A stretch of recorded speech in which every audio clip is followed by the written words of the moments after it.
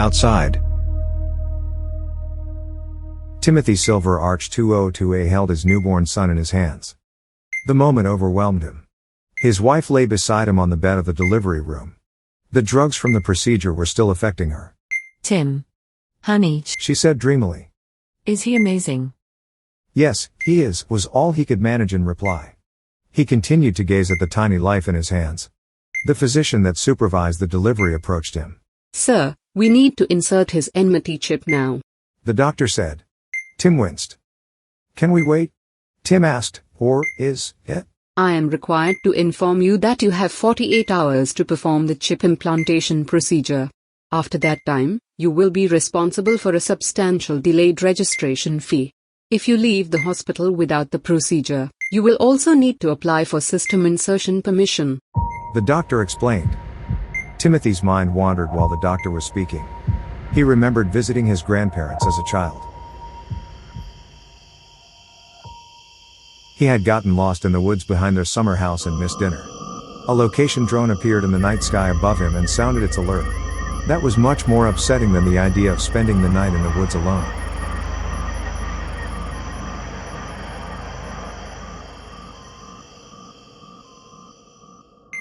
Still holding his son, Timothy looked down at the faint, jagged scar on his own inner forearm. It wasn't the perfect 5mm, laser-made scar that faded on the arms of most people. He had made that himself, all those years ago, digging for his chip with a pressure knife, on the evening he had been found after never really being lost. Substantial penalties will be assessed. The doctor finished the required disclaimer. Then she gestured in the air between them. The notification arrived on Timothy's visor for him to confirm later.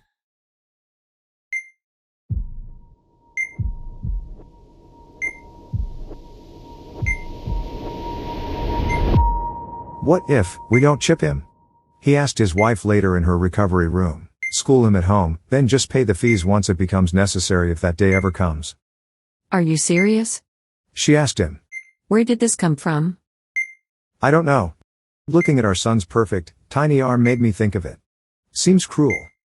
She looked at him confused. Why would we want to insert him into this horrible system where he is constantly monitored and categorized? Then after enough data is obtained they spit out a career and a matching spouse for him, he asked her. We're a system match. She told him. Yes, I know. I just meant. Don't you want him to have a better life? He said. Better than physical safety and financial security in a world customized perfectly to his every need? She asked. What exactly is better than that?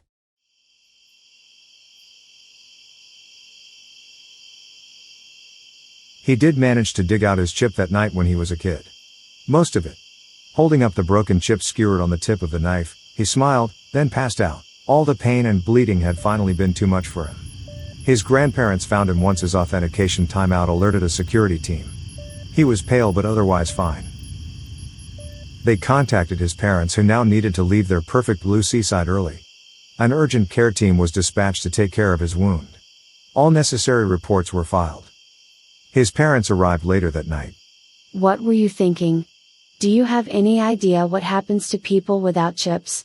Look at your arm. His mother sobbed. The report said you didn't get it all. So we have to put a new one back in you. Any idea how much that is going to cost? His father moved in close, so his wife couldn't hear. Putting his chin almost against the side of his son's face. If I had my way I would dig out the rest of it and throw you out that back door.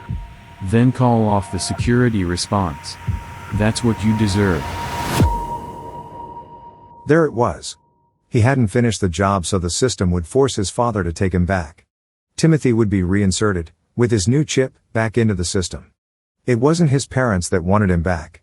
It was the system. They came to our school today. Scott said as he settled into his seat at the dining table. Who did? His father asked him. Nmity. It was a special program.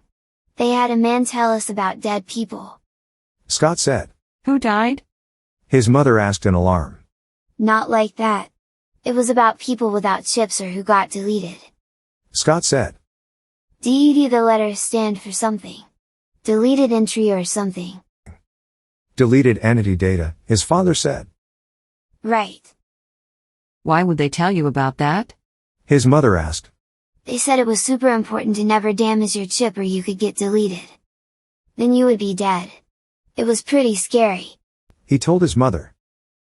Don't worry, Scotty, there are systems in place to keep that from happening, Timothy told his son. But you almost got deleted. Scott said, pointing to the scar on his father's arm. That was an accident. It wasn't scary, just hurt a little. I was staying with your great-grandparents over the summer. His father said. Which reminds me, are you ready for our camping trip this weekend? Sure. They finished eating and Scott jumped up from the table and headed down the hall to his room. I don't want you talking about what you did at his age. It's just weird. His wife said. I almost didn't marry you when I found that out. Really? My chip? Wow. You are a real company girl. Do they pay you extra for that? Or is it just all for the love of the system? Timothy asked his wife. She rolled her eyes at him. And then you had the nerve to fight me about getting Scott chipped when he was born. She continued. I didn't fight you. I was just having second thoughts, he told his wife. It is because of people like you that they had to start that never-born program. Parents refusing to have their babies chipped risk losing them to the waiting list of delayed or late reproductive couples. They have almost entirely eliminated people trying to raise children unchipped and off-system. That was all because of the few hours of doubt I had that day. I really must be a big deal, he told her. For my next trick.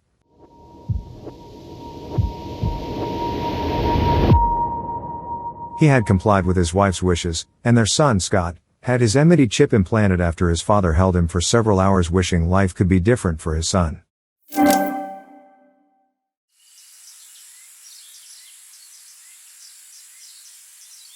Timothy walked with his son through the trees and up a small hill looking for a place to make camp and start dinner. Once the tent was set up, they looked for a flat rock on which to place the self-cooking cans. You want bandit beef stew or outdoorsman beans and bacon? He asked his son. Is neither an option? Was the reply. You have no idea how difficult these cans are to find. Most food for camping is in plastic bags that you need to break open a chemical capsule to heat. Timothy told him. But these cans have one major advantage. They are heavy and the food tastes terrible? His son asked. Oh, that's true. I will show you after dinner, he said to his son.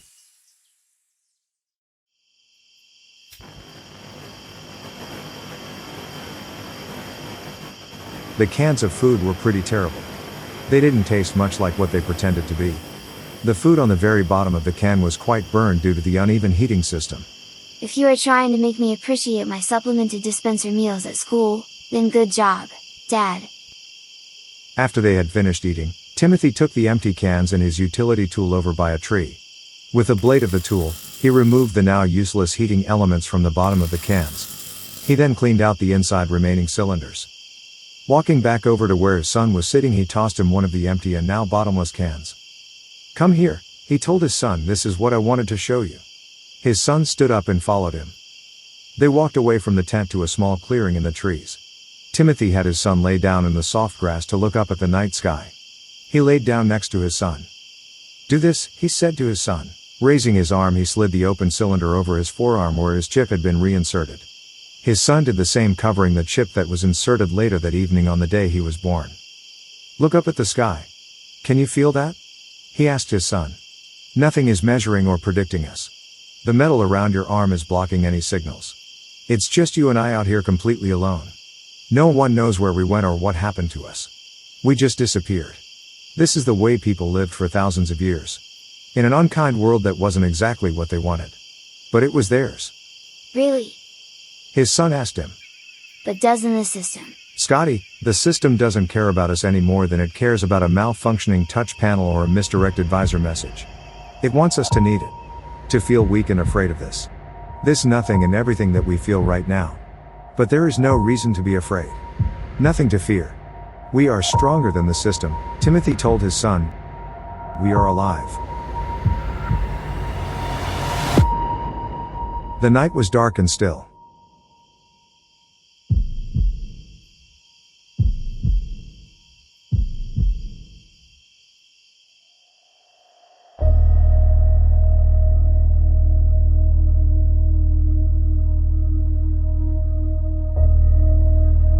Nmity Stories. This story was brought to you by the Nmity Corporation. For more stories, please visit nmitycorp.com or subscribe on your preferred podcast platform.